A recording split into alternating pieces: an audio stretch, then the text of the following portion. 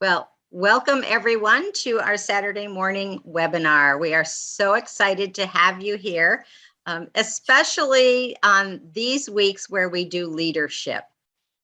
And Bob Wischmeier and I get the pleasure and opportunity to share with you some things that we have learned and a lot of things that other really successful leaders have shared. Isn't that right, Bob? Yeah, we do, Judy. And I wanted to thank Ted. It was Ted Earle's suggestion that we might look into some of this Napoleon Hill information as we begin a different series of leadership development webinars. I wanted to preface that, though, Judy, as I did in my notes to you, that be mindful. Napoleon Hill is a little bit of a controversial character. If you take a minute and Google his name and read a little bit about him, there are pros and cons to his personal character or his integrity, if you will. Probably not so much with respect to his writing, because the things that he writes about are rock solid and really resonate with most of us. But he's been accused of fraud and different things through the years, whether he really knew some of the individuals that he talks about or not. So it's just kind of up in the air a little bit. And I think you have to sort of take that into consideration, when you study Think and Grow Rich or any of Napoleon Hill's writings. Just really an interesting guy, a little bit pretty charismatic, but maybe a little controversial. But there's certainly great value in what he has to share. When you begin reading this particular book, Think and Grow Rich, there's the introduction to the new edition. There's the publisher's preface. There's the author's preface. There's like 12 pages of introductory thoughts before you ever even get to the first chapter. And so, dive in, get a copy. You can buy a paperback copy of this book for practically nothing. I decided to buy it in hardbound copy, so it's just easier for me to study that way. But you got to concentrate a little bit and think it through. So anyway, those are my introductory thoughts. Judy, go right ahead. Well, that's great counsel, Bob, what you say about, the writings versus the man, or, the writings versus real life. And, it's so important to know what you want to do, not what people are telling you or advising you. Of course, taking counsel, so important, but it's your decision at the end. So knowing what you want to do is very important. Knowing why you want to do it is even more important. What is going to get you up in the morning when you don't feel like it? What's going to take you away from the beach or snorkeling to do business when you don't want to do it? Really, what is that why? And for many people, it starts with money. And that's what we think about when we look at Think and Grow Rich, is the money. But really, that's the place to start. Maybe for some people is the money, but there's so much underneath that. If you had money, what would you do with it? How would your life change? What are the things that you would do with your family, your friends, your community? And lately, I've gone even a step further with this and looked at making sure that my values were in alignment with my why. And, as a life and business coach, we talk a lot about values and why they're important. And really that alignment with your whole life is paramount to how you live it and how you do your business and how you play. It really is the total package. So one thing to look at is not only the why and the what, but the who you are being doing it. And I'd be happy to talk to anyone further about that and how you go about doing that. Yeah, Judy, it's just so spot on. when I started to reread this Think and Grow Rich book, after it's been many years since I really looked at it previously, and I have to redirect my thoughts when I read the book. I've never had, seriously, I'm 70 years old. I've never had a burning desire to be rich. Never. I just haven't. Not even during those early years, being in business out in Montana. It was never about the money. My goal was to work hard to provide for my family, to provide some value to my community, to be able to do the things that I love to do, my horses and all the things that we did back in those days when the kids were younger, and the family, gardening and all of those different things, ranching and being a part of Western Montana. Those were the things that mattered the most to me. It was never about getting rich for whatever reason. I'm just not wired that way. So what I'm saying is that as I've studied through this, thinking about why, what is my why? It has to do with the lifestyle that I've always wanted to live, where I live versus, my career. And so, it's great. You can read this book. You do need to do some thinking. And I think that's really important about Napoleon Hill is he shares some pretty deep thoughts. You've got to, I think, read slowly here.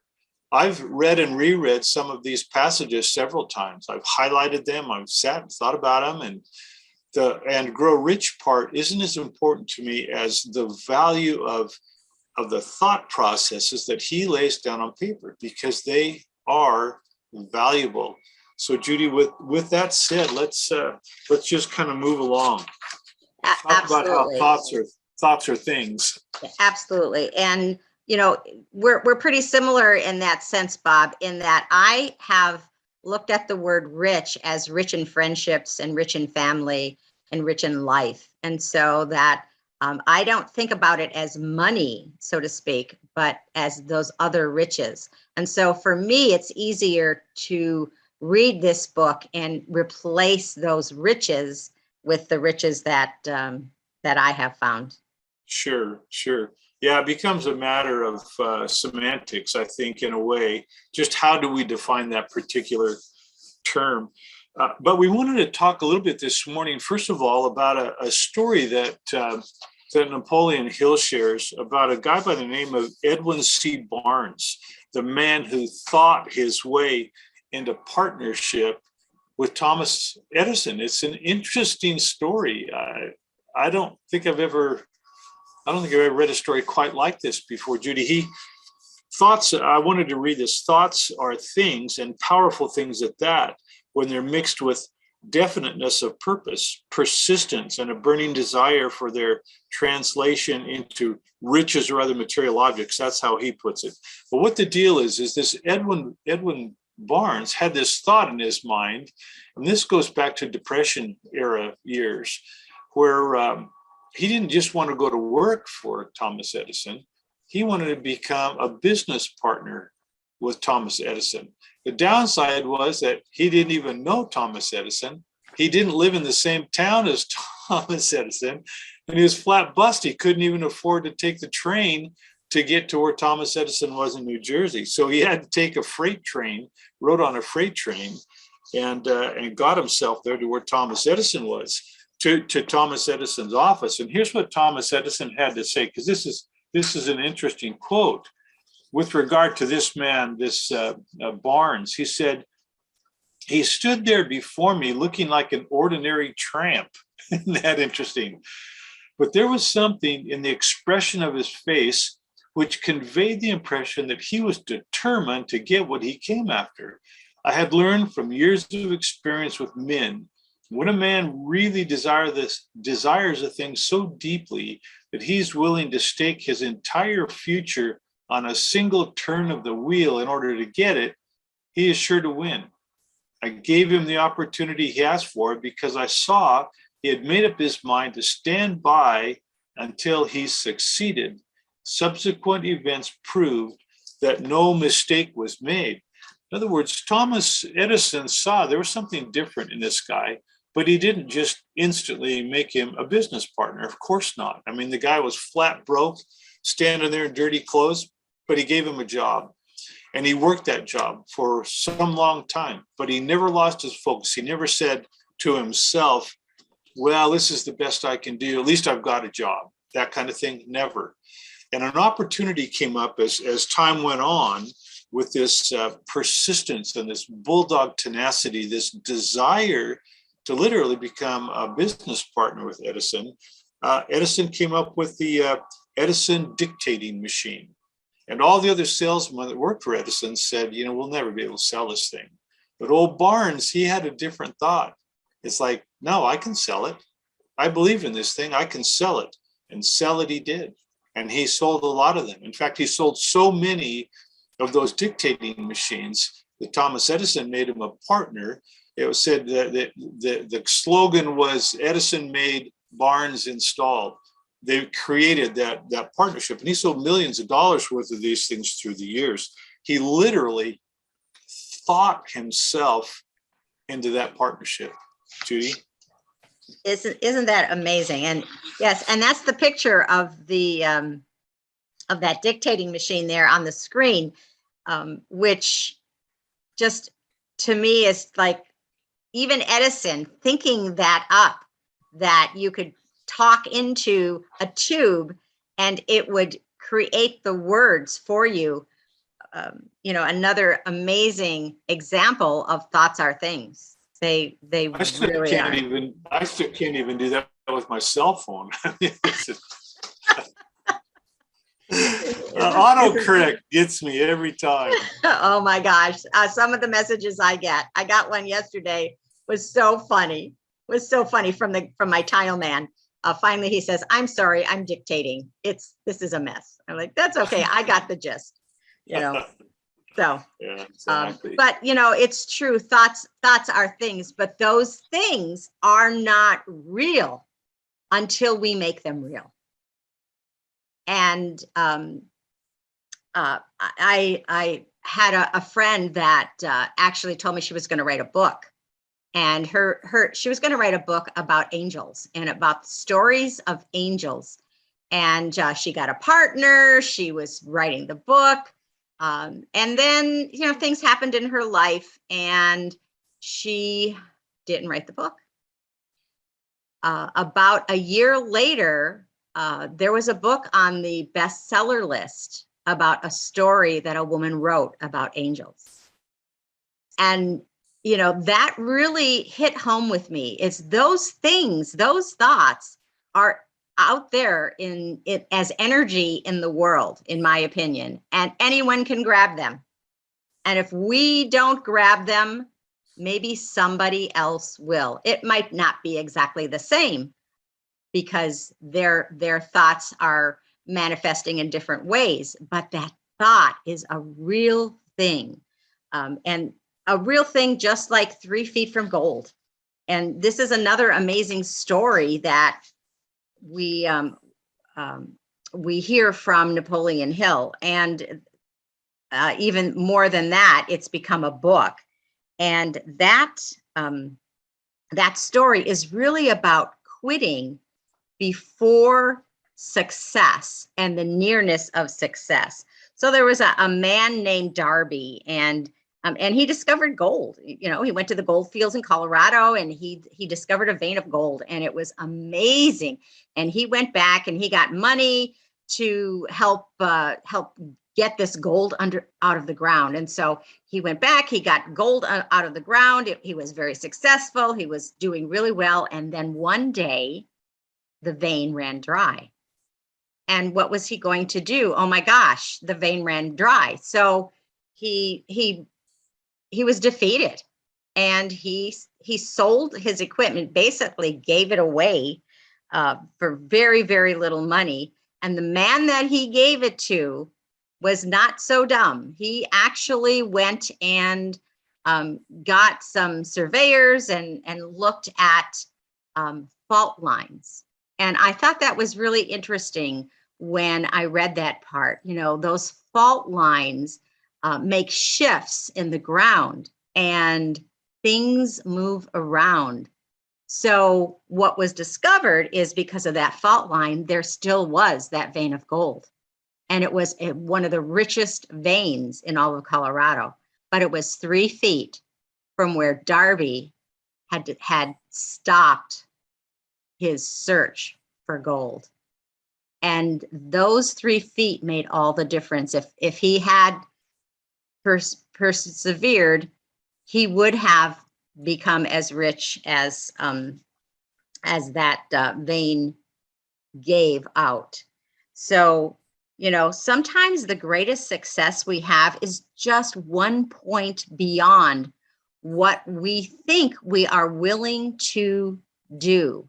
And so just doing another step, just not giving up, just really going forward is going to make a difference in our business or in whatever we are choosing to accomplish. Another thing that really jumped out to me, Judy, from this particular story is how when that Darby guy, when he decided to stop and move on, felt like he had been defeated. But the guy that bought him out, one of the first things he did was he looked for another resource. In other words, he knew that he wasn't the expert here. I'll bring in a geologist, maybe a surveyor or whatever. Let's take a look at this from a different perspective. So he looked for further resources to use before he went any farther. And that's hugely significant because we have a variety of resources at our fingertips all the time.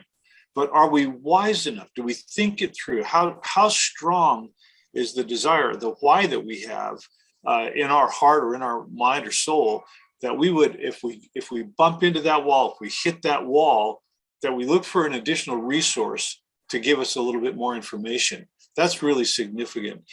As you were starting this particular thought process about 3 feet from gold, my mind immediately went to 2 of my old buddies, roommates of mine from when I lived down in California, clear back in like 1971 or something. Tom Delaney from New Jersey and Paul Paulson, a couple of former Marines that were going to school there in Ventura, California. We were really good friends, really close. We lived in the same old house down in an avocado orchard. It was really a fun time in our lives. But Paul and Tom decided they were going to go into this business together, basically a construction business. They were going to buy old places and fix them up and flip them, that whole story. But this was clear back in 70, I don't know, at that point, maybe 73, something like that. And so, man, they had business cards made up. They went to dinner. They had all this stuff. I don't think they ever once pulled a hammer out of a tool belt. They did everything else, the business cards and the talking it up with everybody. And then that was it. And that was the end of it. It was just ludicrous, really, from my perspective. It's like, if you're going to be doing this, just do it, go get the job and get started from there. Another thing about the 3 feet from gold that really stands out to me, Judy, just a little thing. My daughter, Jessica, lives in Virginia City, Montana, which is an old mining community. It's a historical preservation community. And it's in a place called Alder Gulch. It's where it was the richest gold vein in the state of Montana, well, in the world for a long, long time, Virginia City. And up Alder Gulch, and I've taken several trips up through there with tours, and they talk all about the gold mining in Alder Gulch. It's very, very interesting. But there are almost no little buildings left up the gulch when you go from the miners that worked up there. You can find some equipment, you can see where they did all their work, but the little houses that they lived in, they're not there. And the reason those little houses aren't there is because when those miners they couldn't get any more gold out of Alder Creek or wherever they were mining, the last thing they did was to burn their house to the ground and mine underneath the house. It would be the only plot of ground that they hadn't dug around in was what was sitting under that little house that they'd built. They were just little shacks, but they burned them down and they mined underneath of them. Now that's tenacity. Now that's what our friend Darby didn't do here. He didn't bring in another resource. He didn't go that extra mile. It's all about persistence. When I was in business in Montana many years ago, I had a business partner. His name was Merlin Tolman. Wonderful man. I mean, he was 15 years older than me, so he was like a older big brother to me. I loved the guy. In fact, my son James's middle name is Merlin, Merlon. Great guy, and but Merlin was born with a hair lip. So right here, he had that scar right there on his face. Other than that, he's a handsome man and well built and strong and wise, and I mean, he was the whole package. I love him. He's passed away now, but anyway, we had a competitor that lived up the road from us. Hamilton Packing was another meat company that was just a few miles up the road from us, and the guy that owned Hamilton Packing had said some really unkind things about my partner, Merlin Tolman. And it had to do with his lip. Just burned me up. And I remember talking to another friend of mine, and I said, because at that time, the other company had 8 men working, and we were just 3 of us struggling away, just bought the business. We were working hard. And I said, one of these days, I'm going to put Wally Weber out of business. And I went to work to do that. And 10 years later, when I sold my business back to Merlin, I moved away. I came back here to the farm. Wally Weber, the guy at Hamilton Packing, had only 1 part-time man working. We had 8 men working. That much difference in the way the company. I determined that there in Western Montana, where we lived, I was going to set an example. I was going to turn that business into the kind of business that, well, in part because I wanted the business to be better, but also in part, I was angry at Wally for the things he said about my friend. And, but it was a persistence. I really stuck with that and created a really good business because of it. Anyway, Judy, enough of that. Yeah. So persistence is so important, Bob. You're absolutely right. When I was young, my mother just called me stubborn because I wouldn't give up. If I had an idea, if I wanted to do something, I just found a way to get it done. And to do things that were out of the ordinary in the small town where I grew up in. But, you know, that stubbornness really was the beginning of such great dedication and persistence in my life that I would just keep on going until there was just not another breath left in me. You know, and no matter what support I had, you know, when I started in the cosmetics business, I had 0 support. I didn't wear cosmetics. I didn't know anybody that wore cosmetics. And I started in a business because I wanted to help women succeed. It wasn't about cosmetics. And I didn't have the support of friends and family to do that. But I decided not to give up. I had my goal. My why was helping other women become successful in, you know, in a business that a lot of women, products that they used. So that persistence served me well. And, you know, my why wasn't about lipstick and eyelash curler and all that good stuff. It was really about helping women. And that persistence I was able to win 3 cars and become one of the top 3% in the company because of that persistence. So, you know, we're back to our why again and who we are, but big part of that is that persistence to keep believing in yourself. Yeah, you know, it gets back to with Synergy Worldwide. Look at one of the top distributors in our company is Diane. And she started out that same way, flat broke, a single mother, she had to do something. She had to make a living, and that's what she did with cosmetics. It's paid off for her. You know, I don't know. I don't know how much money they make, but really a lot. So yeah, that persistence. And we've got a picture up here, you guys. This is Thomas Edison. I mean, Henry Ford. So let's, and again, this Henry Ford is another one of those individuals who's a,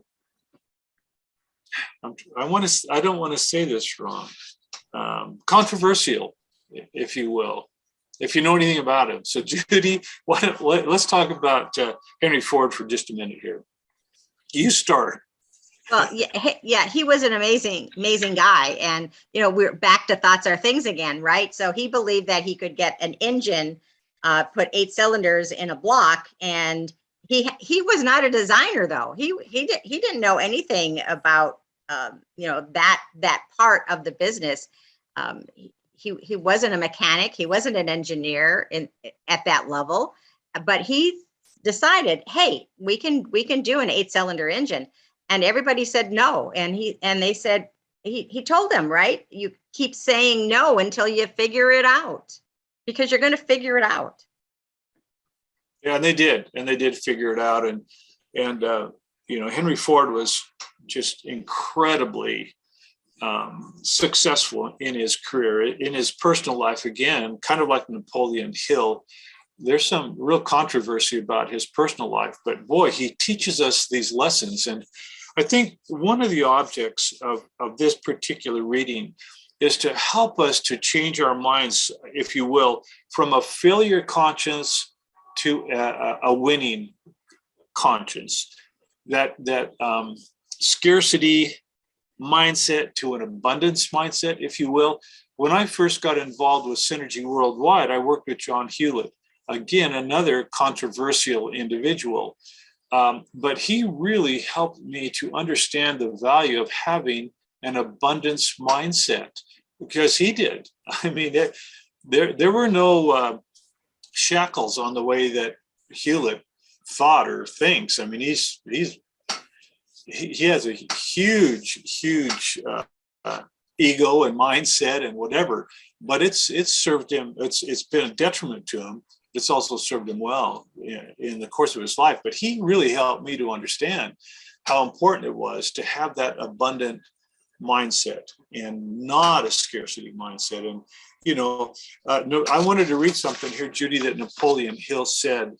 He said, our brains become magnetized. Now, this is just an interesting, there you go, right there, with the dominating thoughts which we hold in our minds, and by means with which no man is familiar. These magnets, if you will, attract to us the forces, the people, the circumstances of life, which harmonize with the nature of our dominating thoughts. So let's talk about that for a minute, Judy. Absolutely, Bob. And it is so true. I used to hang around with a woman who had 4 children. Her husband had died. So she was, you know, she was a single mom working hard, but every time I saw her, she said, only bad things happen to me. Only bad things happen to me. And it was true. Every time you turned around, something negative came up in her life, and she had to fight. And it was a difficult life for her until, as her children grew up and they became positive in her life, her mindset changed. And now she's a very happy, carefree person, because that negative mindset she had was able to change into abundance. And now she's happy. She's decided to retire from a job that she's hated for the last 20 years, so she can spend more time with her family, who now lives across the country. And to me, it's such a truth that what you believe is the truth, whether it's negative or whether it's positive. If you believe it's so, it becomes real. God, it's just so real. The power of positive thinking. I think it's really important to remember and to understand that it's a very real thing. One of my sons, his name is Ben, and all through his life, he's just been that. We always referred to him as the peacemaker. He was just a kind boy, a positive boy, a smart boy. I mean, he bench presses 300 pounds. He has 4 children. Ended up on a full scholarship at University of Washington for his graduate program. They paid his books tuition and gave him $1,600 a month to live on during his graduate work there in Seattle, and was hired by Chevron Oil before he even graduated from UW. He always had that really positive outlook on life about everything. He's still the same way today. He lives in Severance, Colorado.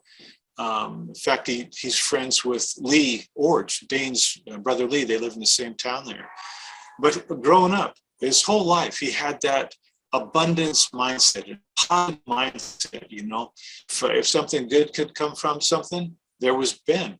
He's always been like that. And I've always admired him for that. It's just, he came that way. It's not something that we taught him.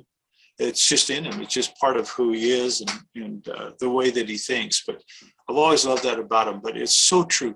What are we thinking about? What's in our mind? What do we think when we get up in the morning? What are we thinking? What are our dominating thoughts when we go to bed at night? It's just hugely significant. And this whole book that we're reading here from Napoleon Hill, think, right? Think and grow. And so that's what we want to be talking about for the next few months, is how important it is that we put the right kinds of things in our mind and then act accordingly, but act on the positive. Absolutely, act on the positive. And we're coming to our time here today, but as we close, do we have any thoughts or ideas of what we talked about today, about the why, about persistence, about mindset? I mean, these are really, really deep subjects that we could probably spend the day discussing on how to do it and what it means. But any thoughts before we close? Hi, guys. This is David. Good morning. David. Hey, Morning, thank David. you. Such a great presentation, and with the people in history that were not afraid to follow their dreams. I just love it. And I guess just alluding to what you say about, having a positive mindset and being persistent. Sometimes even during these workshops that we have on Saturdays, the webinars we participate in, ideas comes to our minds. And the difference I feel between the people that you've mentioned and the people that you've mentioned that had an idea and were persistent, and regardless of their personalities or their ways, they knew they could make a difference. And Thomas Edison, for example, they say he tried over 1,000 times to create the light bulb. And he persisted and he came through. And the lesson I'm taking away from this morning is that you have to act on your thoughts. You have to act on the ideas. And I'm guilty as anyone of not acting often enough. But I found that when I do, it does make a difference. It does give you a more positive mindset about making a difference in people's lives. So thank you again, because your presentation today kind of reinforces the thoughts and the values that I personally have, that when an idea comes to our mind, we've got to step out and do it. Otherwise it's lost in space and we miss that vein of gold, and we move on, and we later on maybe wonder if we woulda, coulda, shoulda. So thanks, guys. I've enjoyed it. Thanks, Thank David. you, David. Yeah, we appreciate your insight too. We're so glad you're part of our team. Thanks. Yeah, thank you. And also, Paul, we've still got you there. What's with your son being so handsome and so tall and grown up these days? He was just a little tiny guy when we started all of this. And now he's now he's tall and looks like he's grown up.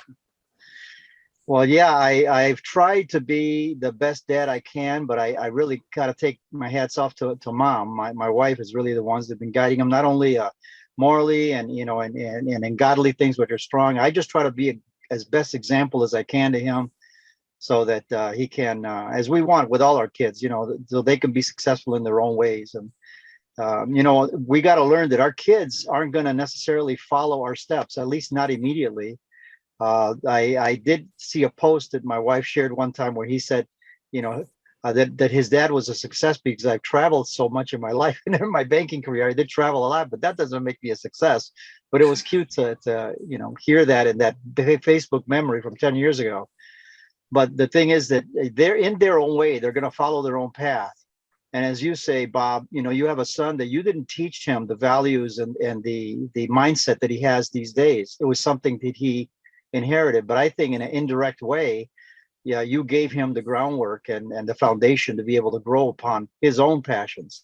And that's what we're trying to do with our kids. Let them grow and let us be an example to them. And then whenever they decide what they want to do, let them embrace it, and you support them as much as you can, and then it grows from there. So I'm really happy to be part of this group, because this is part of the building blocks. This is part of what we represent and what we want to share with the people who come close to us and in our world. So thanks, guys. And yeah, I'll try to be the best that I can to that young man. Yeah, you're doing a great job. A wise man once said, we teach them correct principles and let them govern themselves. And there's something really significant about that thought process. Teach correct principles, let them govern themselves. And I think that's what I want to close on. Absolutely. And that's what we're doing with our teams here, right? This is all about the principles, and we're all independent, and we get to do what we want with our time. If I could share one more thing, guys, these webinars, Dan Hammer presented a microbiome presentation about, I don't know, maybe 3-4 weeks ago. And he mentioned in that presentation that we could put together a series of videos where we could make a presentation as to just put in a problem, like a lot of people have problems losing weight, and then have a second video saying what we did, and a third video saying, presenting the microbiome. And I embrace that, and I'm going a little bit beyond my comfort zone and making a series of videos. So if you follow me on Facebook, take a look at what I'm doing. I'm on my third video. The first one was presenting a challenge I had when I went to Men's Warehouse, and I couldn't fit into some pants after receiving a gift card from my wife. Shirt's fine. I realized my pant size was just not the same. So then that's when I embraced the microbiome process or shakes. And I decided to just post my experience. So the first video was in front of a Men's Warehouse, explaining my dilemma. The second video was talking about the twins and the mice and what we learned about the gut biome. And the third video was going on a shopping spree where we bought the spinach, and I bought the almond milk and the things that are going to the shakes. And that was today's video, the shopping spree. And tomorrow's video is going to be me mixing all the ingredients together and drinking the shake. So I guess this is something that I'm forcing myself to do, because it's just not participating in these Saturday webinars and listening to it and expecting things to happen. We have to embrace it. And so I'm forcing myself. And I say I'm guilty as anyone not acting, but this time I'm not going to let it go by. So I'm actually acting on some of the lessons we learned on these webinars. And I'd encourage everyone to just get out of your comfort zone and try to do the same thing. Not necessarily what I do, but when you listen to it, take some notes, call Dan or you, Bob, or Judy, and get some support. That's what I did with mine. I got some support from Dan. We made out a script and we acted upon it.